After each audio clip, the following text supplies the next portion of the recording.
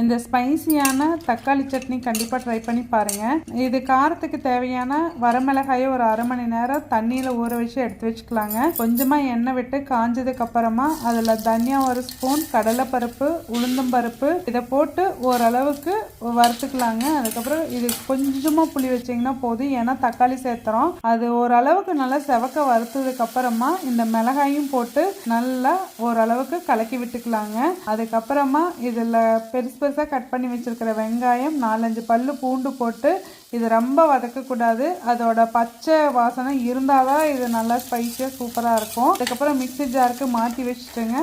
திருப்பி கொஞ்சமாக எண்ணெய் விட்டு கட் பண்ணி வச்சுருக்கிற தக்காளியை சேர்த்து நல்லா வதக்கணுங்க. அதுக்கப்புறமா ஆற விட்டு அந்த தக்காளியும் சேர்த்து அரைச்சிங்க அப்படிங்கும்போது ஒரு சூப்பரான சட்னி ரெடி. அந்த ஃபைனல் ப்ராடக்ட் எடுக்காமல் விட்டுட்டுங்க. ரொம்பவே நல்லாயிருக்கு. கண்டிப்பாக ட்ரை பண்ணுங்கள்.